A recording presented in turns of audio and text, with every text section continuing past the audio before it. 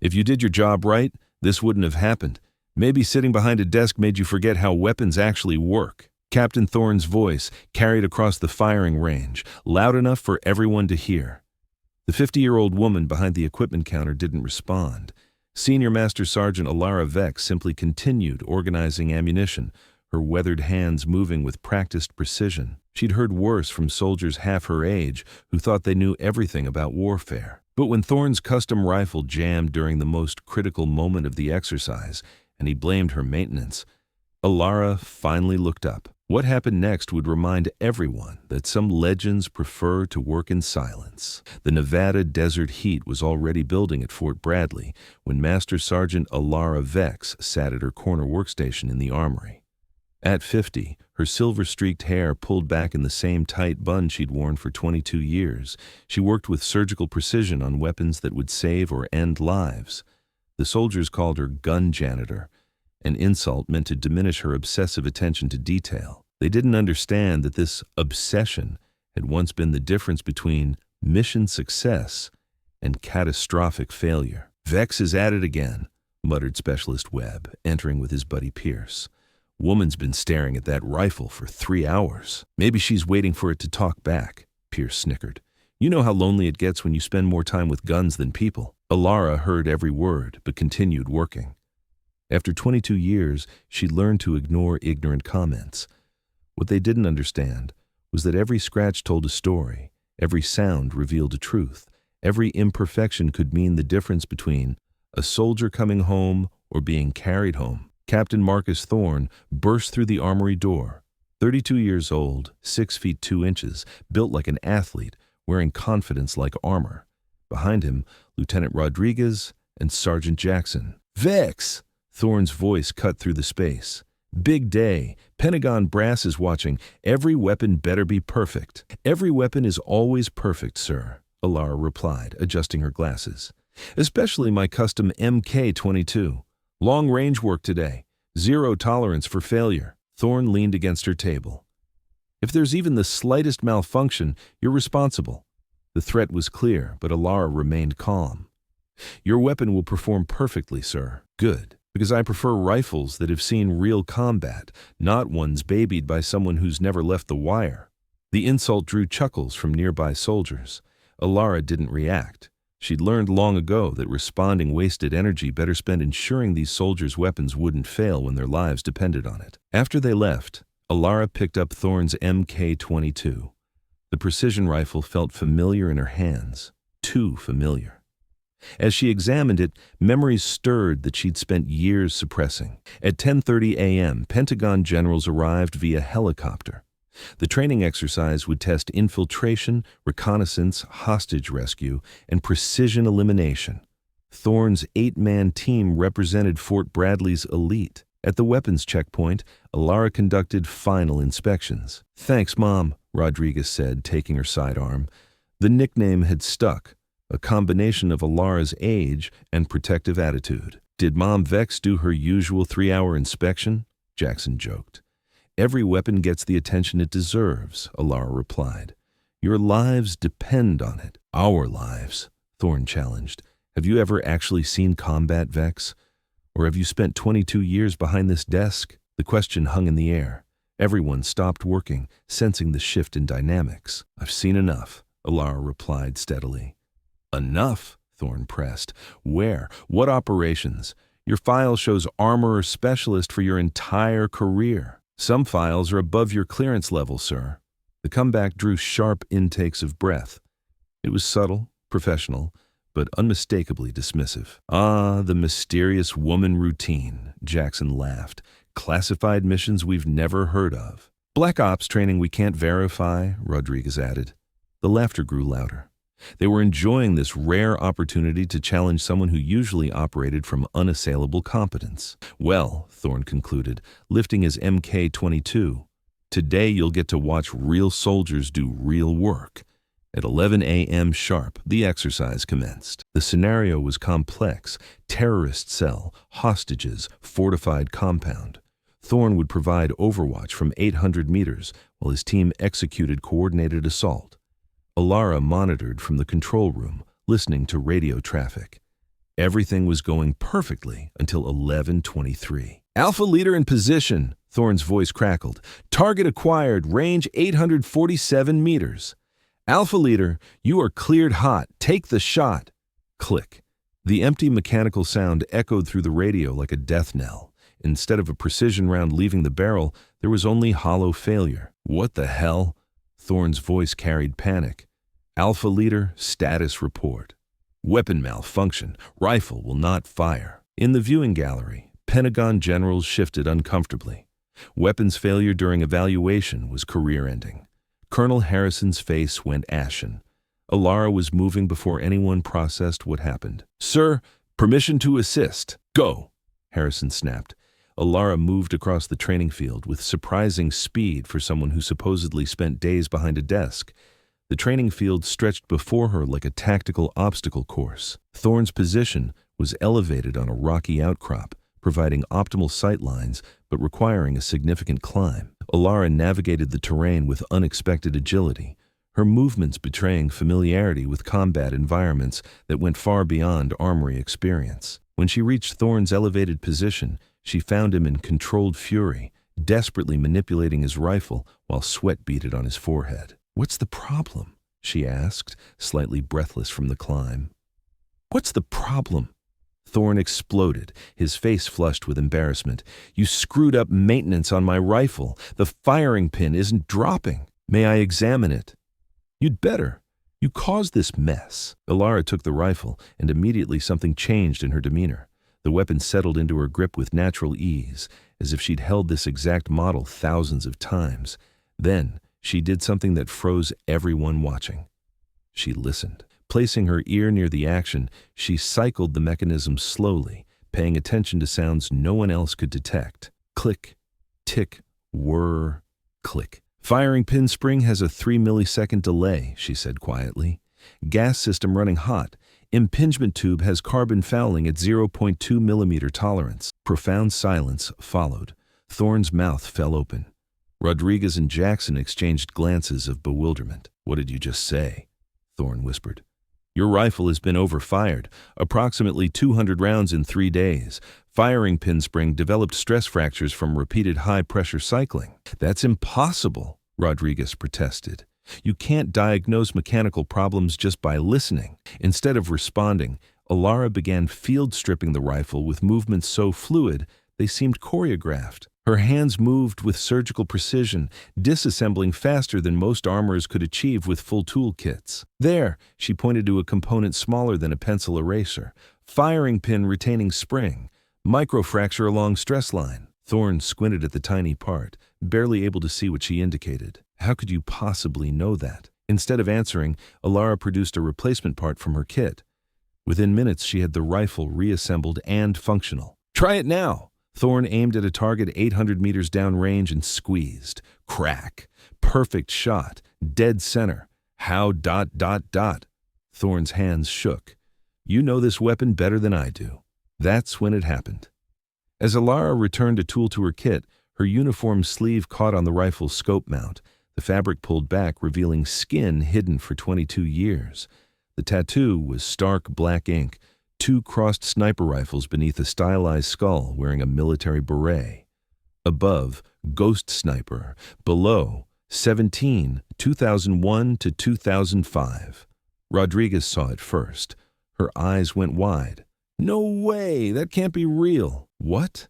Jackson followed her gaze and felt his world shift. Is that 17th Infantry Sniper Battalion? Rodriguez whispered. Ghost Sniper program. Thorne stared like he'd seen a ghost. Which, in a very real sense, he had. That unit doesn't exist, he said barely audibly. It doesn't exist now, Rodriguez corrected. But it did. 2001 to 2005. Afghanistan theater. They were legends. What kind of legends? The kind with records sealed at levels we'll never see. The kind that took shots other snipers said were impossible. The kind that included only 12 operators total, 11 men and 1 woman. Jackson finished. All eyes turned to Elara, who was calmly adjusting her sleeve. That's not my tattoo, she said quietly. Nobody said it was, Thorne replied, but his voice had changed completely. The arrogance was gone. The 17th Battalion had only one female operator, Rodriguez continued. Call sign, Ghost. Real name unknown. Service record, classified above top secret. What's your longest recorded shot? Jackson asked suddenly. Elara looked at him for a long moment. That information is classified. The record for that unit was 1,847 meters, Rodriguez said. Single shot, high wind conditions. Who made that shot? Alara's silence was answer enough. You're her, Thorne said. It wasn't a question. You're Ghost. They were standing next to a living legend, someone whose exploits had become whispered stories in special operations circles. Ghost died in 2005, Elara said softly. I'm just Elara Vex. I maintain weapons. But you're alive. You're standing right here. The person who was Ghost died. That person doesn't exist anymore. Why? Thorne asked. What happened? Something flickered across Alara's face. Pain, regret, memories she'd spent decades burying. My last operation. Intelligence was wrong. I thought I was eliminating a Taliban commander responsible for hundreds of civilian deaths. But the target was... She paused. He was just a father, trying to protect his children. Uncomfortable silence stretched. These were warriors who understood split-second decisions, but few could imagine living with Alara's consequences. That's why you quit? Jackson asked gently. Ghost quit. Ghost died that day. What came back was someone who decided she'd rather spend her life protecting soldiers than eliminating targets. So you became an armorer. I became someone who makes sure other people's weapons work perfectly. Because every malfunction is someone's life. Every overlooked detail is someone's family getting a folded flag instead of a homecoming. Understanding dawned on Thorne. Not just about her identity, but about the obsessive attention to detail they'd all mocked for years. Every late night she'd spent in the armory, every weapon she'd torn down and rebuilt 3 times, every seemingly paranoid inspection suddenly made perfect sense. This is why you spend hours on every weapon, why you check everything 3 times, why you never trust anything to chance. Every weapon that leaves my station might be the difference between mission success and failure, between a soldier coming home and being shipped home. I've seen what happens when equipment fails at the critical moment. Her voice carried the weight of memories. Firefights where jammed weapons meant death. Operations where a single mechanical failure changed everything. And we called you the gun janitor, Rodriguez said, shame coloring her voice. We made jokes about your perfectionism. You called me what you saw, someone who cleans weapons obsessively. You weren't wrong, but we didn't see why. You weren't supposed to. The radio crackled. Alpha leader, exercise suspended. Return to base for debrief. As they prepared to leave, Thorne stopped. Elara. Can I call you Elara? She nodded. How many of us are alive because of your work?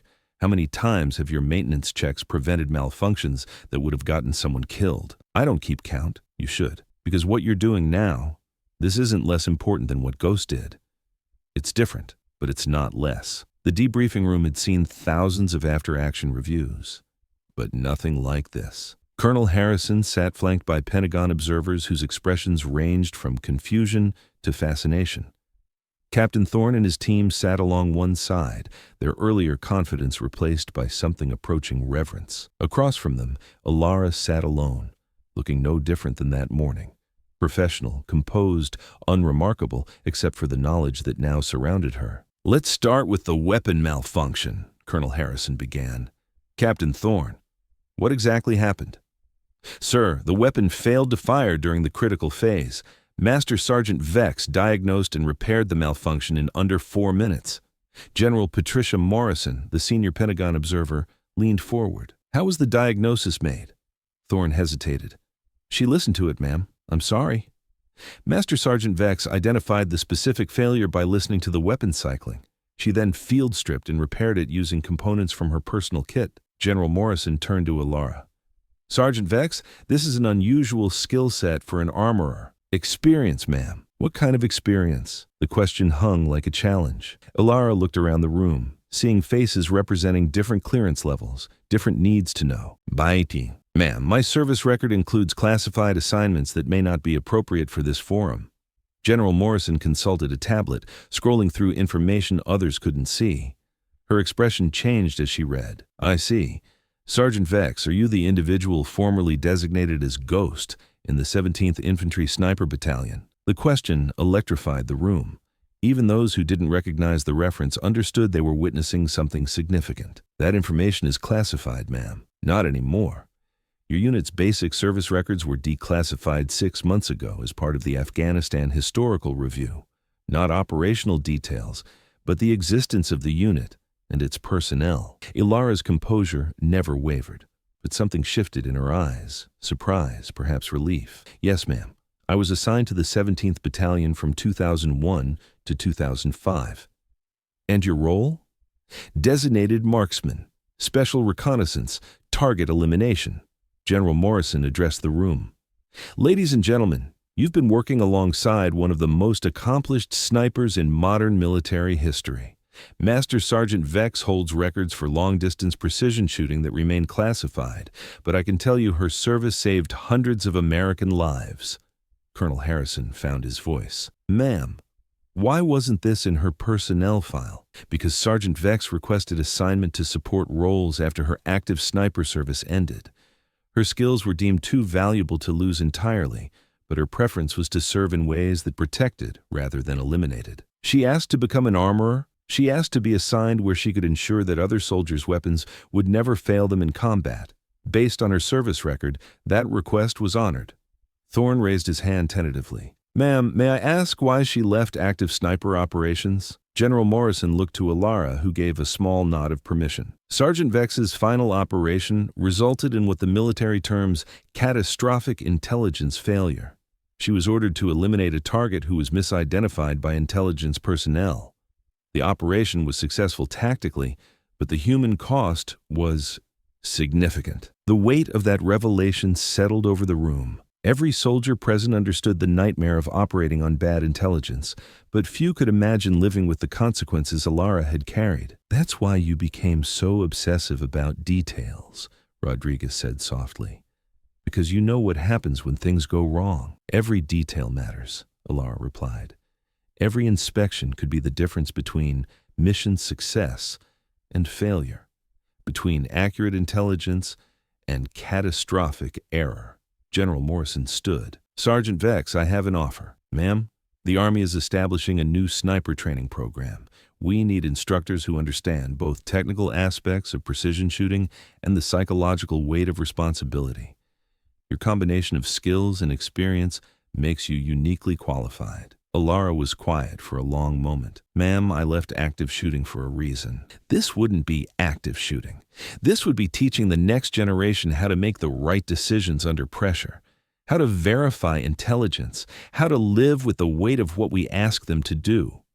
Teaching them when not to shoot, teaching them everything, including when the hardest decision is not to pull the trigger. After 22 years of quiet service, Elara was being asked to step back into the light, not as the ghost she'd been, but as the teacher she could become. I'd like to think about it, ma'am. Of course. Take all the time you need. As the briefing concluded, Thorne approached Elara. I owe you an apology, not just for today, but for 22 years of not understanding what you were doing. You weren't supposed to understand. That was the point. But now that I do understand what you've been carrying, what you've been protecting us from, I need you to know that it matters. What you've been doing matters. For the first time since her identity had been revealed, Elara smiled. That's always been the mission, Captain. That's always been the point. 6 months later, Master Sergeant Elara Vex stood before a classroom of young soldiers at the Army Sniper School in Fort Benning, Georgia. The students represented the next generation of precision marksmen. Carefully selected, extensively trained, completely unaware they were learning from a living legend. First lesson, she said, her voice carrying quiet authority developed over decades of service. Your weapon is just a tool. Real precision comes from your mind. A young private raised his hand. Master Sergeant, how do we develop that mental precision? Elara considered the question. She could talk about breathing techniques, sight alignment, environmental calculations, all important, but not the most important thing. You develop it by understanding the weight of every decision you make. Every shot you take, or don't take, has consequences that extend far beyond the immediate tactical situation. Can you give us an example? I can give you 127 examples, she said quietly. But more importantly, I can give you one example of a shot I didn't take, and why that was more important than all the ones I did. The classroom was completely silent. These young soldiers sensed they were about to hear something significant, a real war story from someone who'd lived it, not a sanitized training scenario from a manual. Afghanistan, 2004. Target: Taliban commander responsible for coordinating attacks against coalition forces. I had perfect conditions, clear sight lines, confirmed identification through multiple sources. Wind was minimal, range was optimal, an easy shot by any standard. She paused, looking at each student, seeing their eager faces hanging on every word. At the moment I was about to fire, a child ran into my line of sight. A little girl, maybe 6 years old, chasing a ball. I had two choices: take the shot and risk hitting her, or abort the mission and let a known terrorist escape to kill another day. What did you choose? I chose not to fire. The Taliban commander escaped that day. 3 weeks later, he coordinated an attack that killed 4 American soldiers. Profound silence filled the room. So I made the wrong choice? Asked another student. Number 1 made the right choice, because the alternative, accidentally killing a child, would have been something I couldn't live with. The 4 soldiers who died 3 weeks later died because of enemy action, not because of my decision. But if I had fired and hit that child, her death would have been entirely on me. How do you live with that weight? By understanding that this job requires you to make impossible decisions with incomplete information under extreme pressure, and by accepting that you'll have to live with the consequences for the rest of your life. She moved to the window, looking out at training ranges where young soldiers were learning to place bullets with deadly precision. The hardest part of being a sniper isn't learning to hit your target. It's learning when not to shoot. Understanding that your job is to protect people, not just eliminate threats. Sometimes protecting people means making decisions that feel wrong in the moment but are right for the long term. A student in the back raised her hand. How do we know when we're making the right decision? Elara turned back to the class, seeing in their faces the same earnest dedication she'd possessed as a young soldier. You don't know. You make the best decision you can with the information you have, then live with the consequences. But here's what I can teach you. Every shot you don't take is as important as every shot you do take. Every life you preserve is as valuable as every threat you eliminate. Is that why you became an instructor?